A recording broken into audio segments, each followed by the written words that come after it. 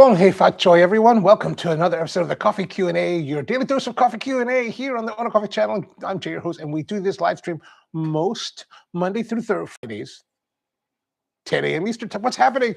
And Hei Fat Choy, because today is February 17th, and it is the start of the Lunar New Year, or it is the Lunar New Year. I don't know if you'd say start. The start of the new Lunar New Year, and it is the new year. So Happy New Year to all of you. And if you're not too familiar, the Lunar New Year is something that's marked cultures around the world, Asian cultures especially.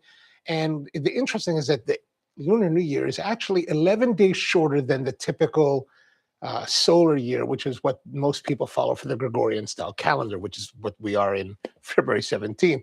And yeah, that's the big difference. So that's why the actual Lunar New Year changes every year, because they're accounting for the 11-day difference, plus every few years, because of the way I think the Earth moves or whatever, the moon moves, they actually will adjust it, because some Lunar New Years will have, or some lunar years will have 13 months instead of 12. So it kind of changes. That's why it actually fluctuates every year from different dates. Like last year in 2025, it was January 29th.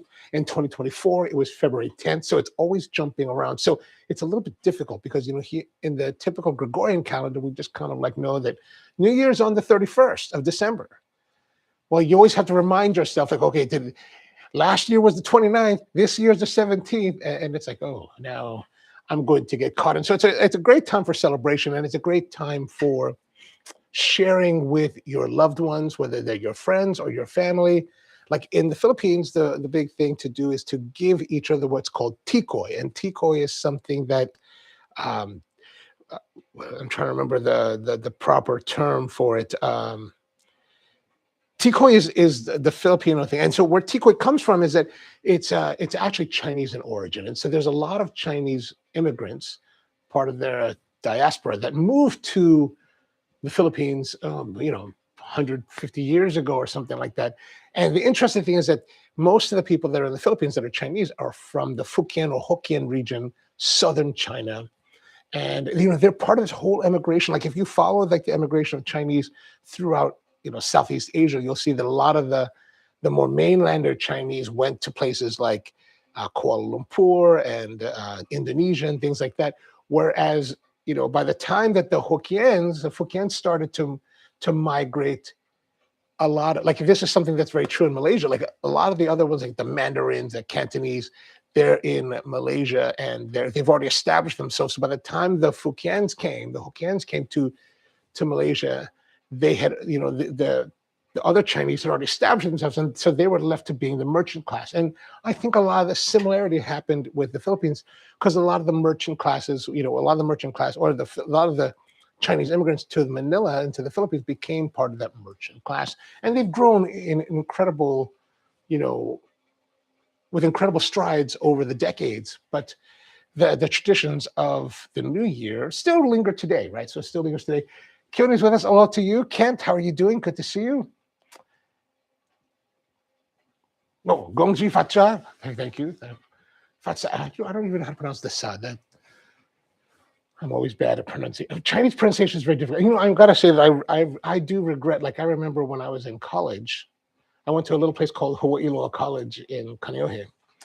And we had a professor there named Dr. Zanella. And Dr. Zanella he was American, but he had studied Chinese, was a Chinese linguist, an expert in Chinese, and he had a Chinese class. And I remember one of my friends like, man, you maybe should take Chinese. And I was like, that's so difficult. Like, the pronunciation is very, very difficult for an American English speaking kind of person. So I don't know. I should, and now that I think back upon it, I should have taken those classes. I think that would have been a little more. I mean, I took Japanese, and that was good. I took Tagalog as well at another school. But I think if I had added the Chinese to the repertoire, that would have been a lot better now. Naomi, good morning to you. Finally get to watch. Good to see you. Glad to see you here. Praplan says, Going Sky is how they Romanized it. Oh, in Singapore too. Okay. And Mom, good morning to you as well. Okay, so today, like I said, in the Philippines, we give tikoy, which I think they do this in other parts of Asia. I don't really know, right? That's not one. But the bottom line is that they give this tikoy to each other, We give it to each other. We eat it and we enjoy it. And it is basically glutinous rice flour, sweet rice flour, mochiko flour, with sugar and water. And you just mix them together, and then you pour them in the molds. You put them in a steamer, steam it for an hour, and that's pretty much done. And then how you prepare it, and then so in the Philippines, you can buy the tikoy from the stores. They're prepackaged, vacuum sealed, all this really, really nice. They sell thousands of them. And what you do is you take them home, and then you give them as gifts. And when you receive them as a gift, you take it home and you open the package and you slice it into these little, like, I don't know, slices, and then you dip it in beaten egg, and then you pan fry it, give a nice sear to it, and then you eat it. And it's the idea behind all of this is because you're giving these sticky things, like you want to have sticky things because you want the underlying symbolism is that you give it to your loved one, to your family members, to your dear friends, because you want to stick together, right? You want that symbolism of being together and having that strong relationship in the coming years. So that's kind of the reason behind it. When you grow up in the culture, you don't really think about that, right? Like we would have it and be like, "Oh, tiko is delicious." But you don't really think about the symbolism until much later. But that's really kind of the thing. And while tiko is kind of what's big a tradition to give to people, anything that's sticky is that symbol of that togetherness. And so I don't have any tiko today. Actually, I was planning on making it, and then like last week, I was thinking, okay, we're gonna have the New Year soon, so I got to get ready. And then like this morning, it was like, oh, I was going to do something completely different. Then I realized, oh, today's New Year. Actually, because my mom was like, Happy New Year. I was like, oh, whoa, I got to get ready. So we have something a little bit different here today. We have something we've seen before, but it is very much in a very similar vein. And we're going to try it in different ways. We're going to do a little bit different kind of thing to it. And that is this thing called suman. As you can see here, this is suman. We've had this before. And what this is glutinous rice, right, that is mixed with lye water and then made into these cakes, right? So we've got two of them here. So you make them into these cakes, and then you wrap them in banana leaf, and then you put them together, twine them, and then you steam them. And then later you can just eat them microwave or whatever like that. And it's really quite a nice thing. And you also mix it with some brown sugar because there is no sweetener to this, right? It's just the glutinous rice and the lye water. And so you eat it with the coconut and the brown sugar to give it the sweetness that Filipinos always love, right? So that's kind of how we go through it. Powerplant says red packets. Oh yeah, that's a good way to go. And the red packets are gifts that you give to like to loved ones, or really to the kids. And they usually put some money in there. It's always a nice thing, especially when you're younger. You get these like red envelopes. That's quite nice, right? So, but we're going to do this. We're going to do this in two ways. We're going to do it the traditional way with the coconut and the brown sugar. I'm going to try it also like a tikoy style, where we're going to pan fry it and with an egg wash. Now, it's not going to be exactly the same, but it'll give you that flavor of how that works, right? And that's kind of the important thing. I'll probably end up going to buy some tikoy later today just because I'm like, ooh, it's the only time that I really eat it because it's kind of like the secret indulgence. All right, so let's look at this. We're going to get in here, and I'll show you the soup. You've seen this before, but it's always good to have again. And so you steam it in the banana leaf. And the banana leaf does give a little bit of coloration to it.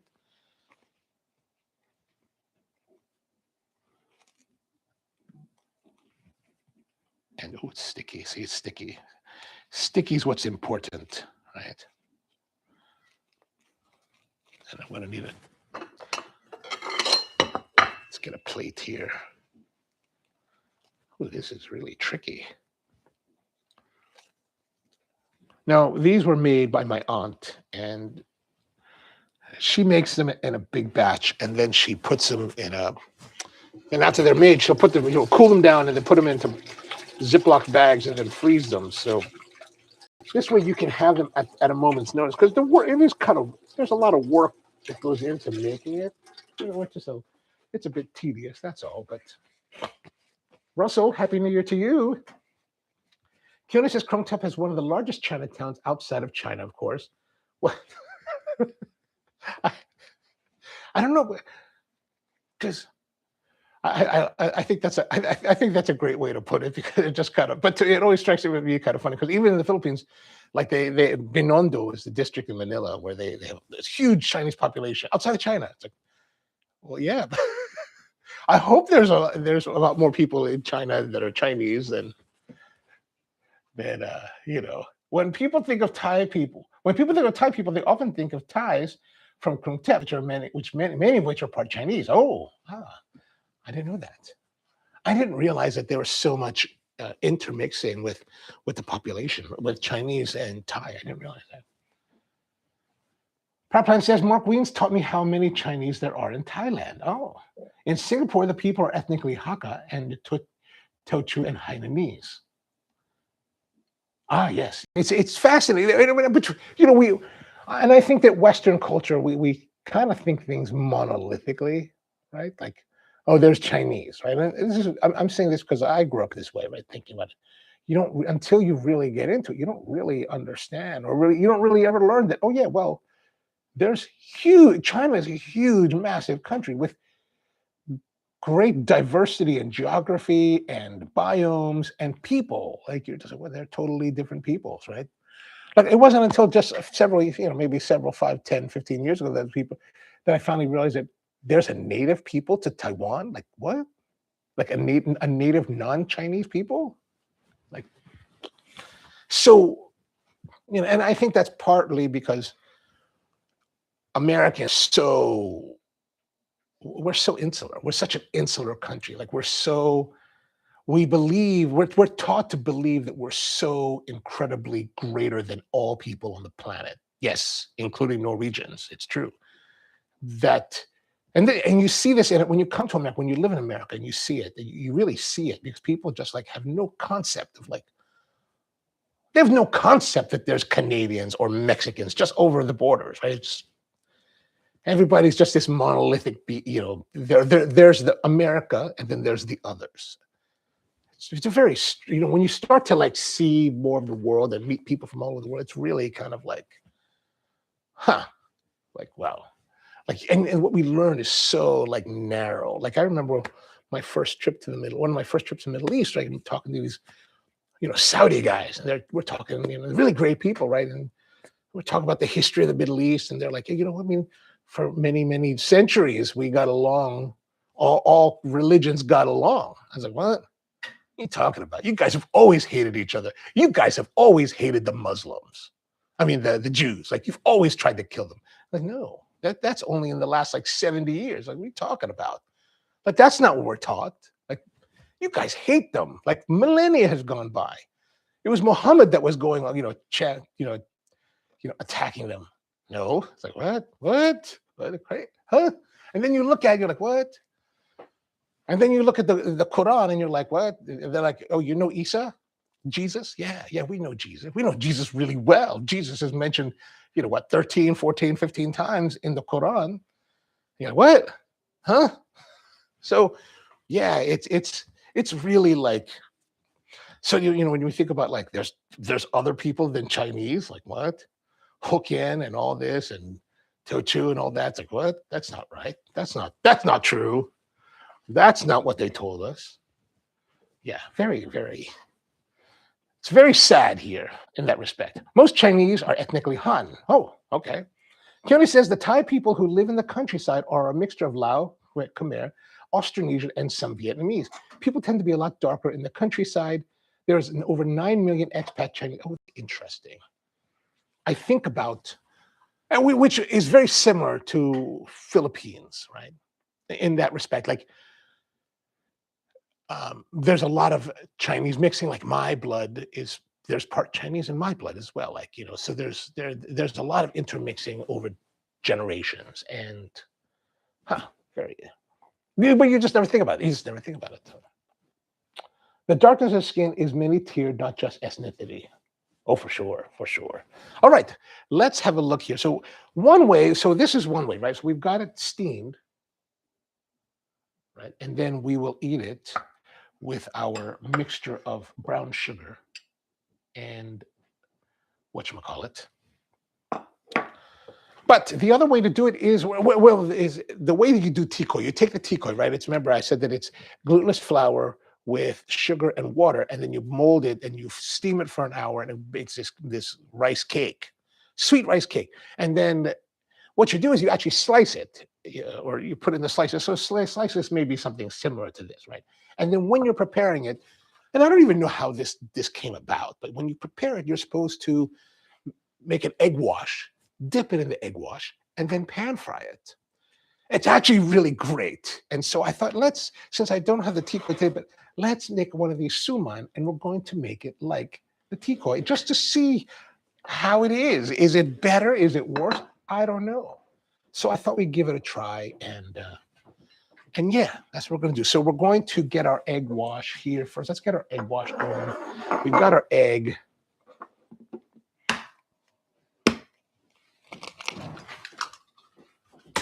So there's our egg. Here's the one thing, like, I have cooked for many, many years on a professional scale, cracked thousands and thousands of eggs. What I hate, it's like the second thing I hate the most in touch. I can't continue unless I rinse off my hands from the egg yolk. Like, it just feels weird. The worst one for me, though, like, that's second worst. The worst is, like, when you're dealing with doughs and they're very wet and they stick to your hands. I don't know what it is, but that just freaks me out. I'm just like, ugh. So we've got our egg wash, right? And we're just going to, we're going to make our wash.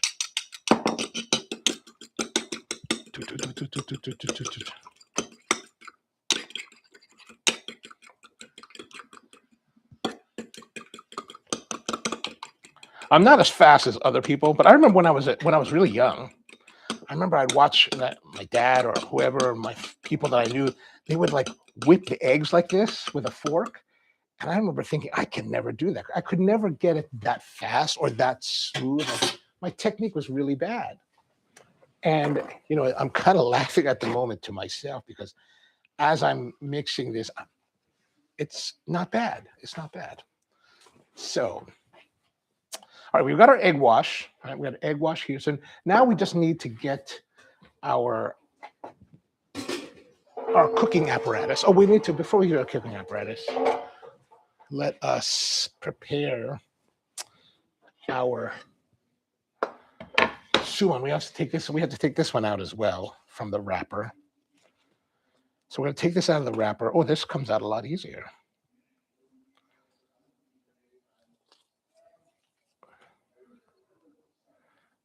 And then I'm just going to take this out of the wrapper, and I'm just going to put it in there, because you know what? It doesn't really have to stay apart. Again, there's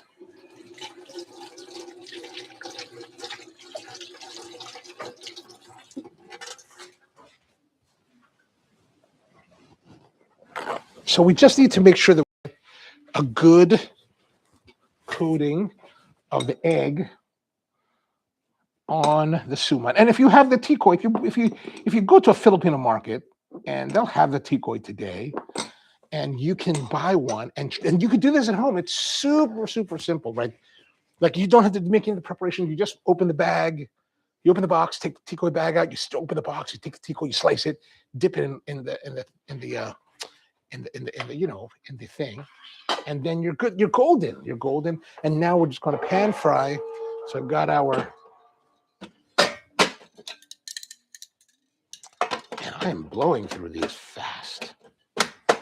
Okay, so we've got our apparatus. We're going to take our pan. I'm going to use today a non-stick. This is a non-stick pan, aluminum. This is an aluminum pan. Here's my advice to you. Like, I know I have all kinds of advice, but this is not a nice pan. Like, this is not, when I say nice, I mean, you see these people, they have the hex clad, they got the all clad, they got the, I don't know, all kinds of clads. Nice pans, hundreds of dollars in pans. When it comes to non-stick, do not buy those, right? Like, and here's why, right? Look at this thing. This thing has been a bit abused, right? Look at that. It's a little bit scratched, abraded, right? And here it's already coming off on the edges, right? This is, the problem with nonstick is that nonstick technology is really great in that it makes it nonstick, but it's also very, like you can see it here, it's all like got these lacerations. It really, this pan should probably be close to being replaced, right? So when it comes to like nonstick, I never buy nice quality pans. I just buy, this is a restaurant grade pan. This is from Amco, like NSF. You can see here it says Amco. See this little stamping here, NSF rated. So this is all restaurant grade. So aluminum, spun aluminum with this, whatever Teflon coating. And most people will cook too high a heat. Like if you get really high heat, you don't want to high heat it. You just want to have moderate heat anytime you use it, because otherwise it starts to emanate like toxic fumes. And if you have aviary, birds in your house, it could kill them. So be careful. What else is there to say about it? But yeah, so go to your local restaurant supply, buy this. They're like less than $30. Fantastic buy. And then when it gets all abraded and mucked up like this is at the moment, you can just toss it. And then you don't worry about it. But if you have it all clad that costs you $150, and then it'll still get abraded because the coating is still, pervious. Right? It's not impervious, it's pervious. Yeah, you're just going to end up tossing it too. And now you're tossing $150 instead of 30. So buy the cheap ones. I highly encourage you to buy. Now, this is aluminum, right? So it's good for electric, it's good for gas, things like that, but it's not good for induction. They do make these type of pans, but with a stainless steel clad on the bottom, so you can use it with your induction. It's a little bit more, but it's still a lot less than like the fancy stuff out there. So always, and also another thing that, like, when you buy, like, you could buy if you go to Home Goods or some kind of, discount store, you can buy something like that. But whenever you're buying cookware, look for metal handles, right? I like metal handles because this just allows you more diversity, meaning that I can take this from the stovetop, shove it in the oven without worrying. But if you've got like some kind of plastic handle or a polymer or wood handle, you kind of have to worry about it getting scorched or burning or melting. So I like metal, and they're good. They're good. All right, let's start the flame. Okay, good flame. We're just going to bring up the flame, and we're going to take some butter, and we're going to put some butter on there. Now, remember one thing: we don't want to sear it like we would sear for sauté. We just want to heat it up. And I'm going to put a pat of butter here. We don't have to put too much butter because, it's nonstick, so we don't really need to worry too much about it.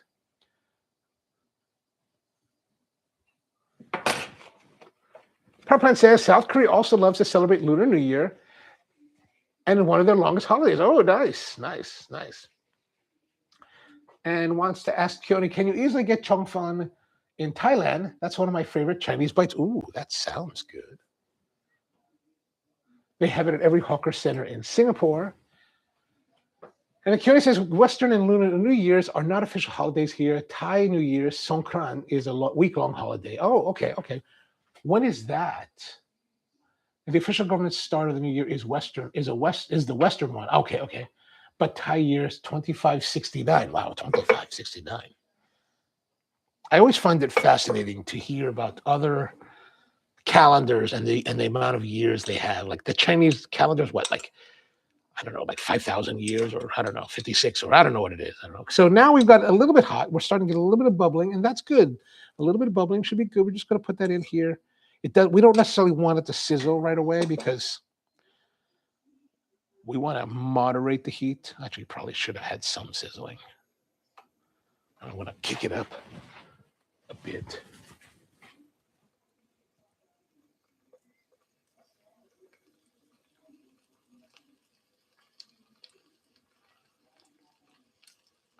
And Power Plant says it's also the Jewish year is 5786. Oh, wow. Okay, so as you can see, we're getting a little bit of boil. We probably should have kept it a little bit hotter before I put it in there. And Keone says that it is relatively easy to get, especially in Chinatown. Now, here's the thing. When you're making this, you don't really have to, it's fully cooked. We're not cooking it. what we're doing is we're just adding some heat to it, right? And then some texture. I'm going to turn the heat down a little bit. We don't want to go out of control here. We got a little bit of scrambled egg going on there, but that's all right.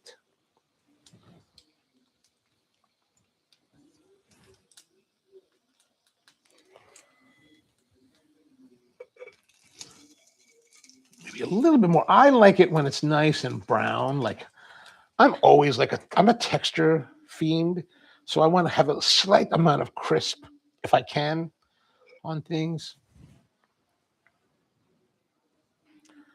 I did lower the temperature a little bit, but I want to raise it up a little bit more. Oh, actually, I can't do any of that because we are out of fluid. It's the problem when these get cold, they start to, they're not as efficient when they run low. So now at least I have more. So we're not totally stuck.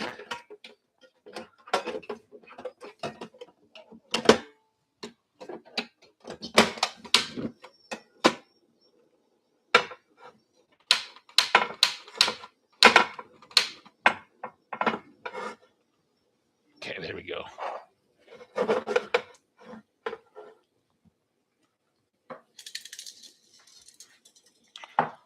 Okay, now we got it going back again.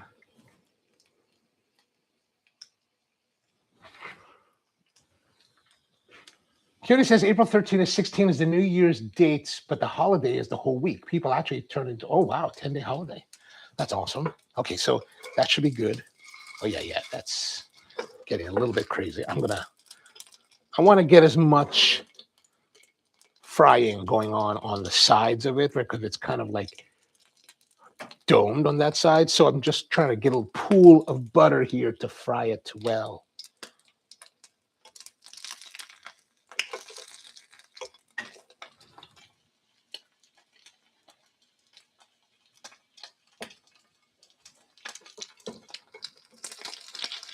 How much frying? A little bit more, a little bit more. I think that's good. I think we're good. We're going to have them side by side. Uh-oh. Side by side on my piano keyboard. Oh, Lord. Got to find a place to get rid of all this. All right. And because, we are a coffee show, we do need to have coffee with this. So we're going to make quick Americano, right? Just quick Americano because, I can't think of anything else to do. All right. So let's get back here. We're going to do it quickly because now time is of the essence because we've got all of that going on with meaning that I don't want it to get cold.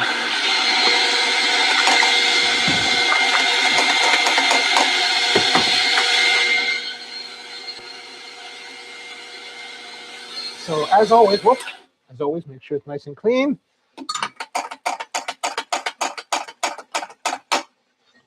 A little bit of boulders there. We're going to sweep it around. This we're going to kind of go at full speed now because I feel time is of the essence.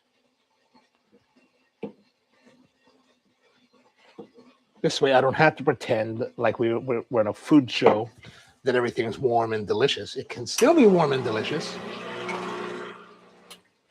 Okay, we got our water. Oh, we need to get rid of our spout. The water is boiling. I boiled the water earlier. So yesterday we didn't put enough water. Today we're going to put just enough. So I put a little bit more water here. All right. Oops.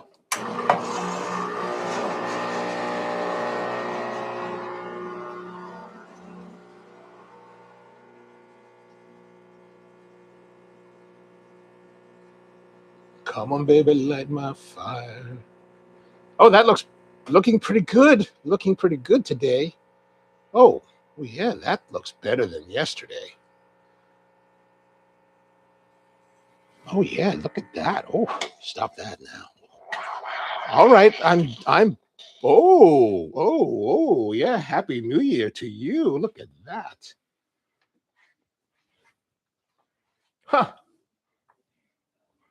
Huh. Whoa. Okay, that's some dope stuff right going on there. We need to get some.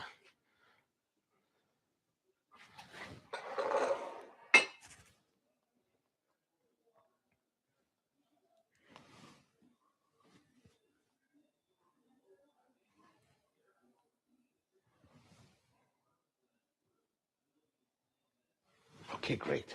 Oh, had to get some beauty photos for the Substack. Please subscribe.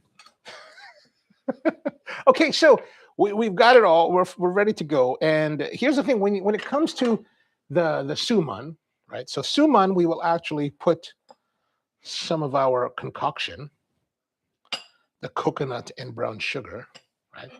But on here, we don't do anything. We just eat it straight up. Well, that's presuming it was the actual decoy rather than, than what we're doing now, right? This is not the same, but hang on, I'm going to do one more snap away for this thing because I am.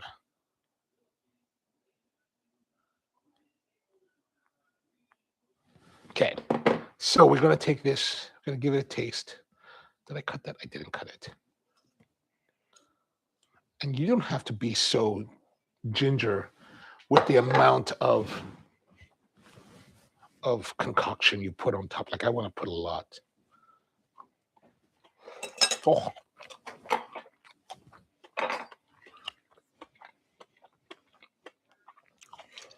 So sticky rice, chewy. Like I said, that's the symbol of the stickiness is the symbol of being together, sticking together for the coming year. And that's an important thing to consider. And I think that symbolism is really a wonderful thing, like, and I think I feel like living here in the United States, I feel like we need more of that kind of thinking to be reminded that we need to stick together. We need to be closer together rather than be separated, rather than be divided, right? So something to consider for the new year. Okay, so that's nice and chewy and sweet and nice and a little bit, there's some texture to it. Now let's try this decoy-esque, Now what's going to be different here is that it's not going to have the sweetness. So there's a little bit of some kind of sweetness, and it's nice. There's nice texture to it. It's nice when it's warm. Although I wonder what it'll be like with the concoction. Now here's our Americano. As you can see, we've been talking a while, so it's starting to break, which is acceptable, right? To my mind, the Americano is served and must maintain its topping when you give until it reaches the guest. Once it reaches the guest, then it's up to the guest to drink it. It's not going to last forever. But here's why I'm so passionate about this particular drink is that, and this particular style is that it really requires, like you've seen it now live several times. It really takes the right shot of espresso to hold together. And now, it's one thing to have it hold together in a demitasse cup, right? Where it's all concentrated, that space-wise, it's space constrained. Here, where it just kind of can open, really pushes the crema to the limit. It really pushes your technique to the limit. Like how good are you able to execute the shot really is demonstrated in the Americano. More so than any other drink. Oh, all right, that works. Now, I don't think you would normally drink coffee with this. Like I would not be drinking coffee with this actually. In my real world, I probably wouldn't do this, but this is the coffee Q&A. We should be drinking coffee more, so that's what we're doing. Let's try it with some, let's try our fried decoy-ish with some of the concoction. I can't remember the word. I'm just saying concoction, but I can't remember the word for that at the moment, but.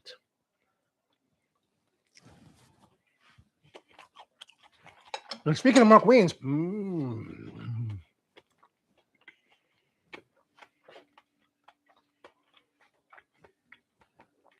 oh, that's actually pretty good. Ooh, I dig it. Pipeline says, in Korea, they often do this, dip food in egg and pan fry it as a way to traditionally add more calories. Oh, that makes sense. That makes sense. I mean, especially if we consider olden times in all these countries where, modern times, we're really in an amazing part of human history where we have things like food readily available, easy to access. Where when the immigrants came, like the Chinese immigrants, and just in generations 100 years ago, like how hard was it to get to eat? Like, yeah, I totally get it. That makes sense. That totally makes sense. Tuna says that I'm not sure of any other Southeast Asian countries, but eggs are usually offered at every meal and not really just considered in the morning as it is. Oh, I mean, we do in the Philippines. We have this thing that one of my favorite dishes is something called pastel. And pastel is a dish of chicken or pork that is in a sauce with peas and sausage and sliced egg. I love that. Like I love eggs with everything. Yeah. So that's I hadn't really. And yeah, you're right. America really does tend to think of eggs as a morning dish, but I will take eggs along with my food most anytime. I do think the frying gives it something. In Singapore, they definitely eat eggs all the time. Not really served with every meal, but definitely part of the breakfast with kaya toast and milky coffee. Ooh. I really need to go to Singapore and like leave the airport. I just never had the time to do that. Last time I was in Singapore, I thought I would have a little bit of time, right? I've only been to Changi twice. One time, like I wanted to go there. I was going there. I was flying through, and I had maybe 4 hours. And I'd always heard about the red chili crab, and I was like, I need to go try this chili crab. And I found there was a restaurant in the airport that had the chili crab. I arrived at 5 in the morning, 6 in the morning, and my flight was at 11:30. The restaurant didn't open till 11, so I was like, oh. And then the last time I flew through, I was heading to KL, and the connection was tight. Like I had to go from one end of Changi to the other. I was like, oh, come on, man, really? Why is Singapore Airlines so far away from United, right? And I'm hustling because there really wasn't much time. It's maybe 40 minutes at the most. And I was like, man, this is really a tight connection. And sometimes you're just gonna make a stop, and you're just gonna risk it all because well, if I miss the flight, I'm just gonna miss the flight. So I'm walking, and I see this booth for bicheng yang. And I was like, oh, or biheng chung, bicheng yang, right? And which is the pork. I don't know if you guys never had it, but it's basically they take pork and I guess they grind it and they make it into these sheets, like thin sheets of pork that they put a sauce on and they smoke it and they barbecue. It's kind of like pork jerky, but way better, immensely, immensely delicious. It's illegal in the United States, so we can't get it here. But I was walking, I was like, oh my God, there's bicheng yang. I was like, I don't really have the time, but you know what?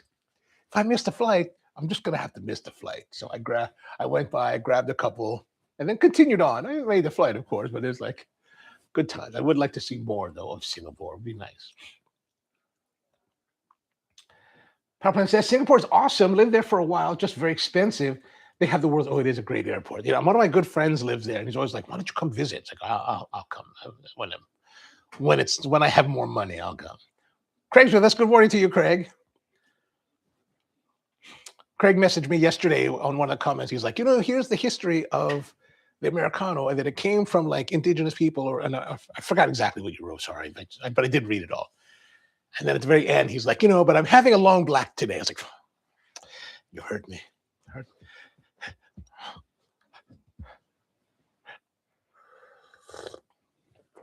Oh, and in his research, he said that they had found that the Americano was actually when they added the water to the shot of espresso. So I don't care. This is my Americano. This is the hill. This will be the hill that I die on. Like I will engage all of Australia for this. If I was president of the United States, yes, we would invade. We would invade over this. It's true. Russell says Singapore crab is awesome. I stayed a week at the Marina Bay Sands Hotel. A bucket. Oh wow, man, fancy living. That's a great way to go. Like I see all these people that like shoot videos from like the pool on the top of the hotel, and I always wonder like, are they staying there or are they just taking? Can you just go there and go to the pool, or do you have to stay there? Time for another. Okay, you come here to hurt me, don't you? You just come here to hurt me. It's because we put tariffs on the product, right? I know. I understand. I understand. I understand. Yeah. Yeah, Singapore. Oh, but here's the thing. So like that crazy crab, right? When I was hospitalized in 2013 when I was in Manila. I was in the hospital for like a month, 33 days. Really bad. It was really bad. But what do you do in the hospital? You just sit there, you watch TV. And so I'm watching TV, and I have not been able to find this program ever since. Like I just saw it; it was showing on the television. I have looked on YouTube, I can't seem to find it. But there was this kid, right? Youngish guy at the time. And so 2003, he's probably in his 20s, maybe 30s. Singaporean dude. And his whole show is about traveling to other parts of the world, like London or wherever, going to the restaurants that serve Singaporean style chili crab and trying it and then trashing them. He probably wasn't so harsh, but as I remember it, like he was just totally trashing on them. Like he'll be like, well, it's good crab, but Singapore's still better. Like, and I just thought he was funny. I was like, that's just funny. Like he's just going everywhere and just basically telling the audience that Singapore crab, chili crab, else outside of Singapore sucks. And I was like, I can respect that. I can respect that. If you guys are familiar with this guy, he was a young guy like in 2013. If you could connect me to like if a YouTube video, I would love to watch that again because it is like the thing that I remember the most about being stuck in that hospital bed. And it was a source of pleasure, to watch this kid like trash on other people's restaurants.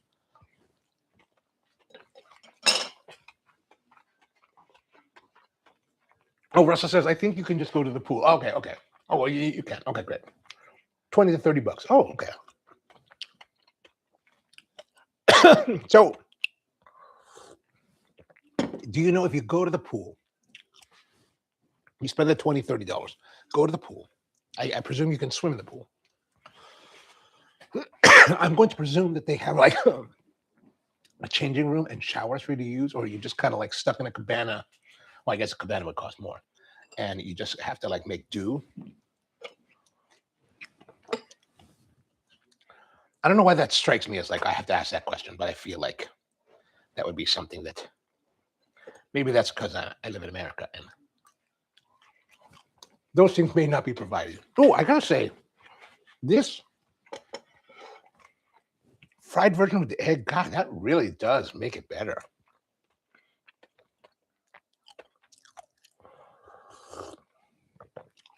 It does give it that tikoyish kind of experience. And the coffee's good with it too. That's kind of nice. It's kind of nice. Russell says they have Richard Mills. They have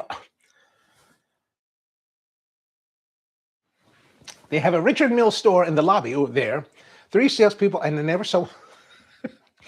I think when you have a certain level of business, serving to a certain level of clientele, you're probably you're opening that store being someone that is of a certain level of society. So you probably don't necessarily need to have like mass droves of sales. Right? Paplan says, I lived in a grungy area that was being gentrified while I lived there. Oh, is that one of those places where like I've seen pictures where They're like these old colonial style, like town. I'm going to categorize them as townhomes that have kind of like, I think like a merchant center in the bottom and the residence is on top. Is that kind of where you lived, in that kind of district, or something else? They ended up raising the rent to me to the point where I had to leave. Oof. Yeah, like for my friend, he was telling me that like if you wanted to buy a car, you had to buy the license to buy the car, which was like some astronomical price, like 55. I don't remember exactly the terms of it, but he was like, yeah, it would cost me like 55,000 US dollars. Like, what? To drive a car? Good Lord, man. Just go to Malaysia. Craig says, for what it's worth, when I first heard of an Americano, it was by pulling espresso over water. Oh, okay. Okay, very good. Very good. See? You heard from wise people. Like, I don't doubt that people started by putting water on top of the espresso. Of course, why wouldn't, like, your espresso is getting warm, getting cold. Like, oh, it's getting cold. I better add some hot water to it, right? So that totally makes sense.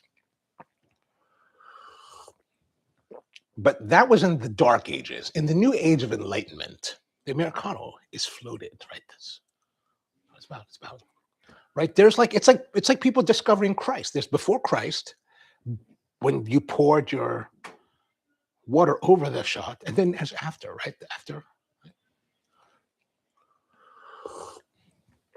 That's my position on this. It's my position. Power Plant says Richard Mille are like 100,000 base, so they probably have to sell one watch a month. That's probably true. Russell says I went in on my last day, and they showed me an entry level watch for $250,000.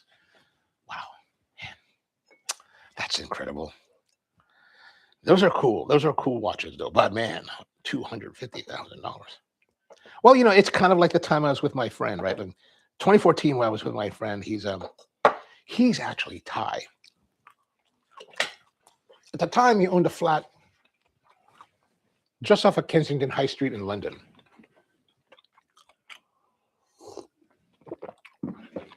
And he wanted to go to the Concours of Elegance show in London. And I was like, he's like, come out. He's like, all right. So I flew out to London, stayed at his place. We hung out for like a whole week. He's got a few cars. One of the cars that he had in London was a DB5. Actually, it was kind of funny because he has a DB5. At the time, he had a DB5. He had a Morgan, and he had a big Rangy. And did he have one more? He might have had one more. The Morgan and the Rangy he kept at a garage, at a storage facility, about an hour outside of Central. At the time, the DB5 was being worked on at one of these, mechanics. I forgot what they call them there in London, but we call them mechanics here in America. So right before I'm leaving for the airport, he's taking me to the airport. So after the week, we stopped by. He's like, let's go stop by and see the DB5. I was like, all right, let's go stop by. So we stop by. We're talking to the guy. And, DB5. The DB5, it's not a cheap car, right? He's got DB5, he's got DB6, all these old Aston Martins. And I remember this guy was like very, very, he was very, very honoring to me. Like, I was like, my friend is very successful. I'm not as successful, right? This guy at one point, he's like, well, he said to me now, he's like, if you're interested, we do have a DB2. The difference between DB2 DB3 is that the DB2 has a solid rear axle, whereas the DB3 started to have the independent suspensions. And he said, because we do have one of those, in case you happen to be interested, we do have one of those available. I said, oh, okay. Well, thank you. I appreciate it. So, they're not too bad. That'll be about 225. And I was like, okay, very good. I'm glad to know. Well, I am very pleased that you think that I have enough click to afford a $225,000 vehicle. Appreciate that, man. Appreciate it. I went to Heathrow and flew on my economy class seat back to America. So, I had a nice little trip. That was a nice little trip. Power Plant says, Singapore is so rich, the citizens basically live quite nicely. Guaranteed housing, free health insurance, low transportation. Yes, but that sounds like socialism, right? That's socialism. And those of you who may not be from America, that's what we like to, that's what we Americans like to describe all these places that offer things like housing, health insurance, education, transportation, like all of that, things that you might consider as normal human social services that are available to all citizens and all humans because, well, you see these things as basic decencies and human rights is not how it is here in America. Like you should be paying for all of that. That should be extra. That should be extra that you pay for on top of the privilege of living in the greatest country in the planet, right? That's what it's like here, right? That's Paraplan says most people have one or two Bhutanese or Pinoy maids. I would like to have some kind of maid. Craig says, I don't know about those people that pull a dirty, although those people that pull a dirty, though, espresso pulled over milk, they like that kind of thing. I didn't learn about that till I went to Thailand the last time. And I was like, what is this espresso dirty espresso? Dirty what? Dirty, huh? I'm not one to judge. That's not the hill that I'm interested in. Like, we're Americano. Like, I'm from America. I'm an American person. I'm an American coffee guy, right? So, like, when I see these Aussies coming around and being like, telling me what American is, what Americano is, I will not tolerate that. I will send our military. Like I said, if I was president, I would send our military to crush. That'd be crazy. I'd get out there with my like tight jeans and my leather vest, all ripped with my hat like Crocodile Dundee, and like, oh, maybe my gut would be sticking out without the six pack. It would not be so. It might not be so sexy. It might not be so sexy. All right, so, well, I guess there's what else. Here's the remnants. I should power those, but I'm going to try to hold back. So that's kind of like just some ideas on what we do in the Philippines and relatably across Asia for the Lunar New Year. So, Hei Fat Choy. Happy New Year to all of you. That's all I have for today. Back again tomorrow with more of the coffee Q&A. So thanks for hanging out, and I hope you have a wonderful day. Go ahead, get some, sticky rice something and share it with your loved ones and have that symbolism of being together for the new year. So, all right, hope you have a wonderful day out there, and see you next time. And so Espresso Bite says, I just ran a half marathon in Austin. Oh, nice. Congratulations. Cold brew jacked my heart rate up. Okay, be careful with that. Be careful with that. And Keone says, I have a Pinoy student who is half white American. His nickname from his Filipino family is oh, that's quite. And women's free skate is later today. All right, enjoy it. All right, see you guys.